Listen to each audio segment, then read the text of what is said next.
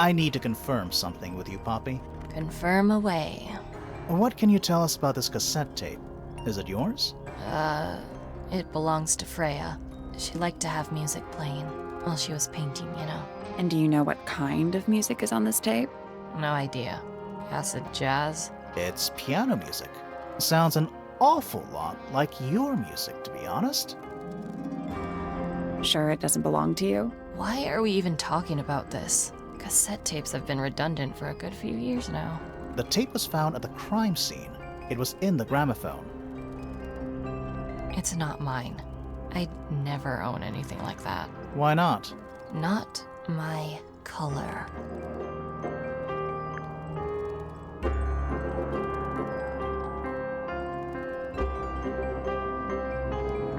You used to like these colors. Ridiculous.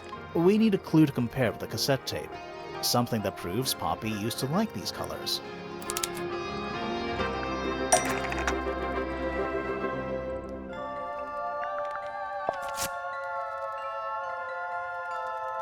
Let's take a closer look at this.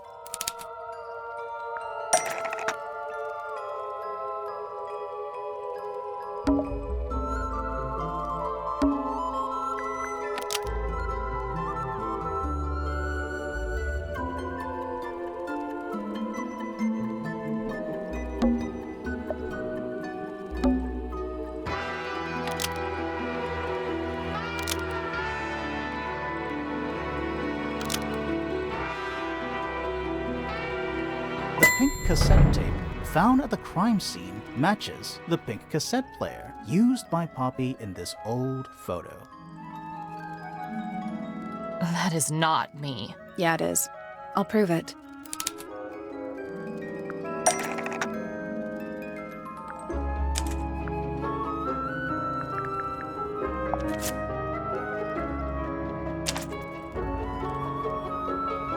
You look a little different, but Fifi and Freya are pretty recognizable. It's clearly a photo of you with your two best friends. Why'd you tear it up and then hide it? I think the answer is pretty straightforward.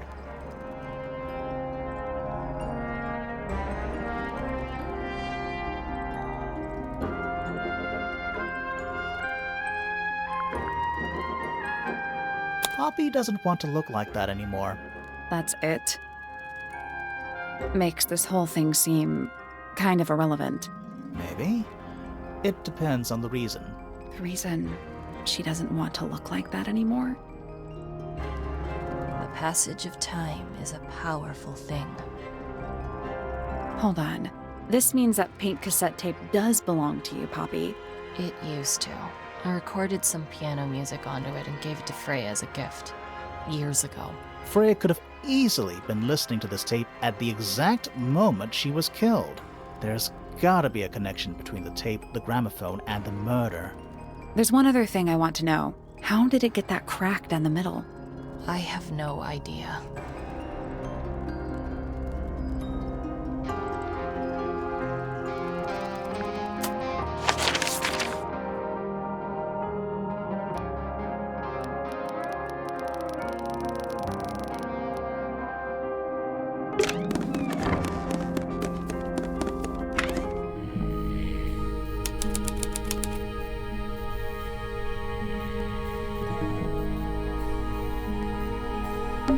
A little hand-painted statue. How can you tell it's hand-painted? Well, the paints are right there on the desk. Also, I mean, no offense, but you can just tell.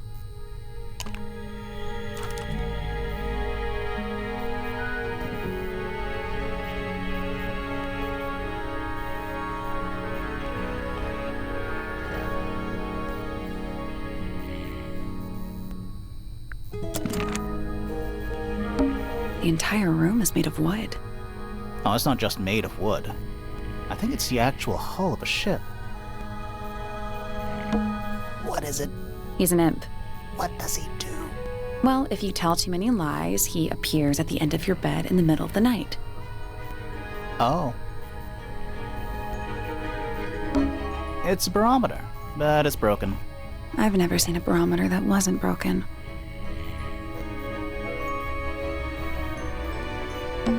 It's a drinking horn. Is it full of ale? Or mead, maybe? Right now, it's just full of dust. Oh. Nice. A real treasure chest. How do you know there's treasure in there? Why else would it be locked? Plus, there's a treasure map hanging directly above it. What's the deal with that painting on the front? Not sure. We should check that treasure map, too.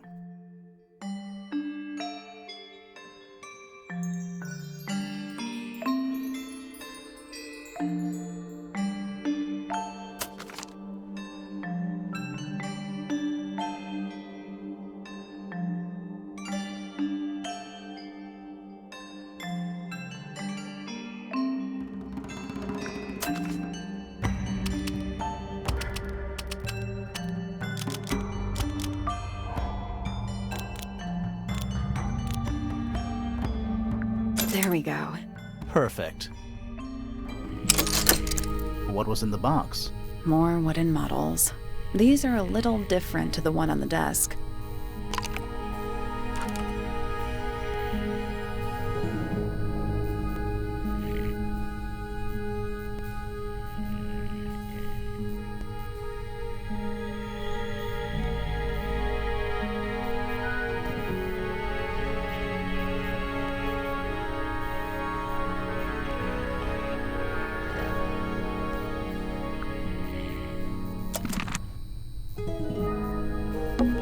It's Earth.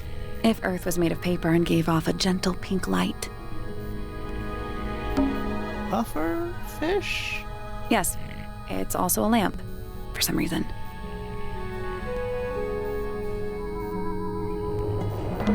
It's a magic lamp. Can we summon the genie? If we get really stuck, sure. That's a massive conch shell. Do you think there's a little crab living inside? I hope so. A hammock. It's kind of worn out. I would politely describe it as lived in. Shelf junk. An old wooden mask. Probably cursed.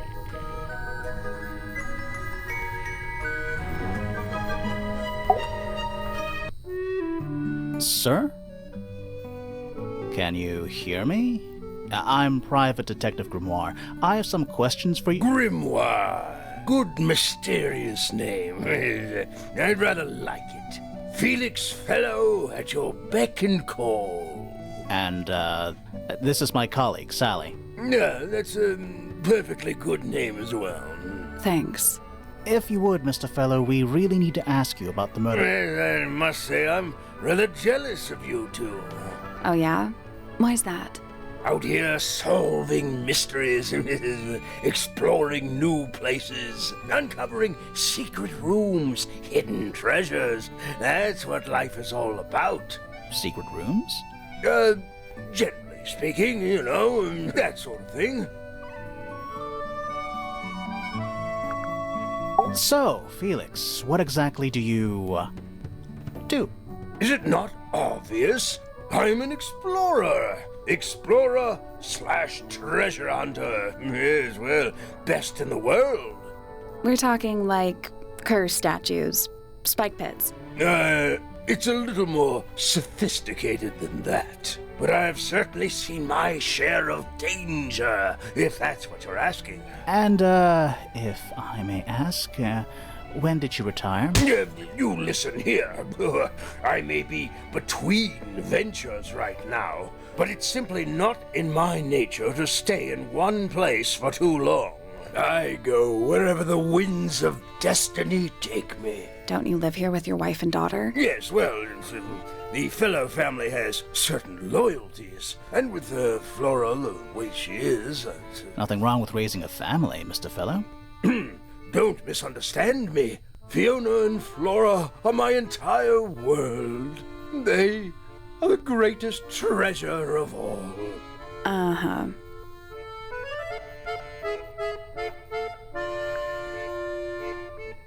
Why on earth would you want to know about that? The murder of Freya Fellow. The reason we're here? Ah, right. Nasty business. Very unfortunate. I regret that I can't be of any help, but I wish you all the best in your investigation. Hear that, Grimoire? We're done here. Let's go. It's a simple question, Felix. I'm sure you're up to it. Well, there's not much to tell. Mostly, I was in my room by myself, working on Flora's, working on a project. Your room is quite close to Flora's tower. You didn't hear anything unusual? What qualifies as unusual? What have you got?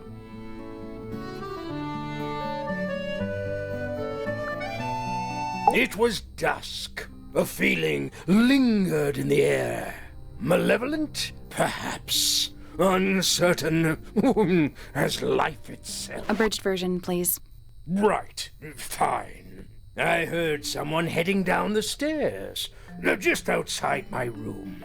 The footsteps were calm, orderly, so I thought nothing of it. Shortly afterward, I heard a second set of footsteps, going the same way. This time I could tell just from the sound that something was wrong.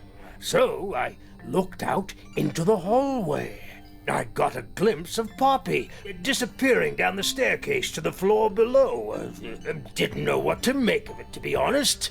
I thought perhaps she'd had a disagreement with Fitz, as I know those two are close. So I looked into his room, just in case, but it was empty, as was the garden beyond his window. Back in the hallway, I bumped into a very concerned-looking Penelope. She was heading up Fellow Tower to find Professor Pointer, so I escorted her. We went into Flora's room. Poor Freya was laying on the floor. Fiona, Poppy, Fitz, and Pointer were there already. Flora, too, of course. Soon enough, everyone else made their excuses and left. Including you? Not I. I stayed. Flora needed me.